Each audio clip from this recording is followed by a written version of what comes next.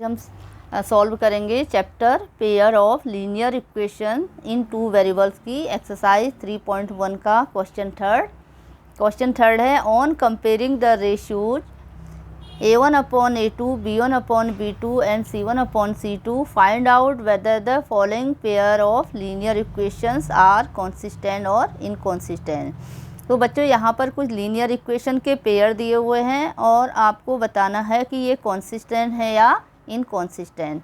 तो consistent and inconsistent के लिए क्या कंडीशन होती है, ये पहले भी आप पढ़ चुके हो उसे। तो कॉन्सिस्टेंट के लिए कंडीशन क्या होगी, जब हम इन इक्वेशन को इनके कोफिशिएंट को कंपेयर करते हैं तो पहली कंडीशन ये आ सकती है a1/a2 is not equal to b1/b2। तो इस कंडीशन में क्या होगा, ये पेयर कॉन्सिस्टेंट होगा। तो इस कंडीशन में बच्चों इसका एग्जैक्टली वन सॉल्यूशन होता है, यानी यूनिक सॉल्यूशन होता है। ये पहले भी आप पढ़ चुके हो।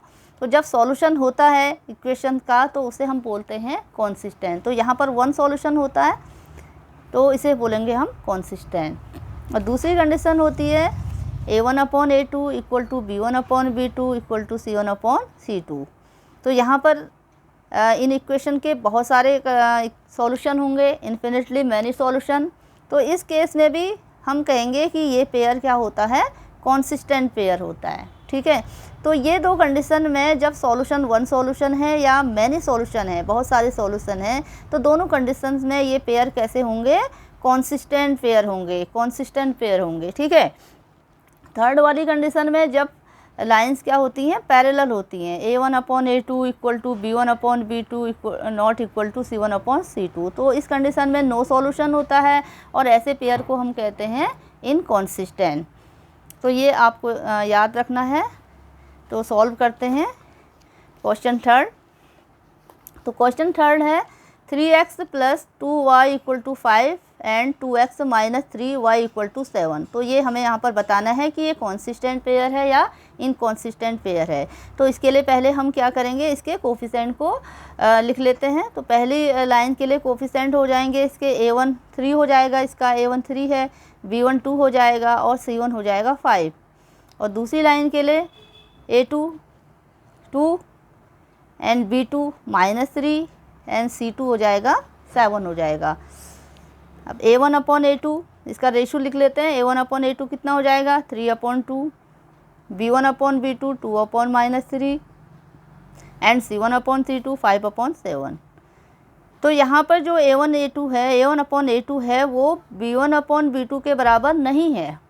यहाँ 3/2 है, ये 2/-3 है, तो इक्वल नहीं है। तो हम यहाँ पर लिखेंगे a1/a2 is not equal to b1/b2।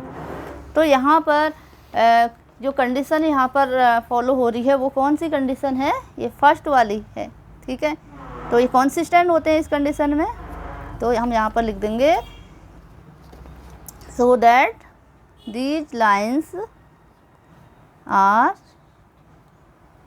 Consistent. तो ये सॉल्यूशन हमारा कंप्लीट हो गया। इसका दूसरा पार्ट करते हैं। तो दूसरा पार्ट है इसका 2x - 3y = 8 and 4x - 6y = 9। तो ये इनके लिए भी हमें बताना है कि कॉन्सिस्टेंट है या इनकॉन्सिस्टेंट। तो इसको लिख लेते हैं यहाँ पर 2x - 3y = 8 and 4x - 6y = 9। तो इन्हें बताना है हमें कि कॉन्सिस्टेंट है या इनकॉन्सिस्टेंट। तो इसके कोफिशिएंट लिख लेते हैं। पहली लाइन के हो जाएंगे a1 = 2, b1 हो जाएगा -3 एंड c1 हो जाएगा 8। पहली लाइन के लिख लिए। अब दूसरी लाइन के लिए हो जाएंगे a2 4 and b2 -6 and c2 9। a1/a2 हो जाएगा, यहाँ पर a1 2 है और a2 कितना है 4। सिंप्लीफाई कर देते हैं इसको, 2 1 जा 2, 2 2 जा 4, 1/2 हो गया। अब b1 b2 B1 B2 हो जाएगा -3/-6। ये -3 है B1 और B2 -6 है, तो माइनस माइनस तो कैंसिल हो जाएगा, यहाँ पर हट जाएगा, एक जैसा साइन है। तो 3/6 आ गया, 3 1 जा 3, 3 2 जा 6 हो गया। और C1/C2 आ जाएगा, C1 है 8 एंड C2 है 9। तो यहाँ पर बच्चों आप देख रहे हो कि A1/A2 1/2 है और B1/B2 भी 1/2 है, ये इक्वल हैं। तो यहाँ पर कंडीशन हो जाएगी A1/A2 इक्वल टू B1/B2। ये तो बराबर हैं लेकिन not equal to C1/C2। C1/C2 8/9 है, तो नॉट इक्वल टू C1/C2। तो इस वाली कंडीशन में भी ये कंडीशन जो है ये पैरेलल की आ गई है, ठीक है, नो सॉल्यूशन है। तो यहाँ पर ये कॉन्सिस्टेंट नहीं होगा, जैसे कि मैंने बताया था आपको पहले, ये A1/A2 equal to B1/B2 is not equal to C1/C2। तो यहाँ पर क्या होंगे, इनकॉन्सिस्टेंट होंगे, ठीक है। तो यहाँ पर हम लिख देंगे, तो ये कंडीशन यहाँ पर अप्लाई हो रही है, तो हम इसको कर देंगे दीज लाइन्स आर इनकॉन्सिस्टेंट, तो ये इनकॉन्सिस्टेंट हो जाएंगे, ठीक है, दिस लाइन्स आर इनकॉन्सिस्टेंट। तो ये एक सॉल्यूशन भी हमारा कंप्लीट हो गया। इसका थर्ड पार्ट करते हैं। थर्ड पार्ट है 3/2x + 5/3y equal to 7 and 9x - 10y equal to 14। तो इसका थर्ड पार्ट है ये 3/2x + 5/3y equal to 7 and 9x - 10y equal to 14। तो इसे सॉल्व करते हैं। तो इसके कोफिशिएंट को लिख लेते हैं। A1 हो जाएगा 3/2 हो जाएगा A1, B1 हो जाएगा 5/3 एंड C1 हो जाएगा 7। और दूसरी लाइन के लिए A2 9, B2 -10 एंड C2 14। अब रेशियोज देखते हैं इसके। A1/A2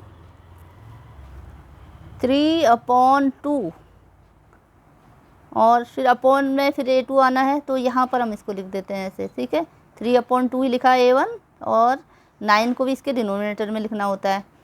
तो ये 3 जा 9 हो जाएगा, 3 1 जा 1, 3 3 जा 9, तो ये कितना आ जाएगा 1/3, 2 जा 6, 1/6 आ गया है। और B1/B2 5/3 है, 5/3 है, -10 अपॉन -10, तो यहाँ पर -10 हो जाएगा।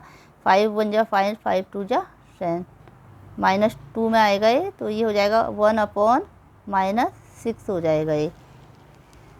एंड C1/C2 हो जाएगा 7/14, 7/14 होगा ये, 7/14, 7 1 जा 7, 7 2 जा, तो 1/2 हो गया C1/C2। तो अब यहाँ पर आपने देखा कि A1/A2 1/6 है और B1/B2 यहाँ पर 1/-6 है, ठीक है। इसलिए यहाँ पर माइनस का साइन आ गया है, तो इसलिए इक्वल नहीं हो पाए होंगे। तो यहाँ पर हम लिखेंगे A1/A2 is not equal to B1/B2, ठीक है, ये हो जाएगा। तो यहाँ पर ये कंडीशन आ रही है यहाँ पर, तो यहाँ पर भी पहली कंडीशन आ रही है, ये कॉन्सिस्टेंट की कंडीशन आ रही है। तो हम इसमें लिख देंगे दीज लाइन्स आर कॉन्सिस्टेंट। तो यहाँ पर लिखेंगे हम दीज लाइन्स आर कॉन्सिस्टेंट, ये लाइन कॉन्सिस्टेंट हो गई। तो ये सॉल्यूशन भी हमारा कंप्लीट हो गया। तो इसका नेक्स्ट पार्ट करते हैं।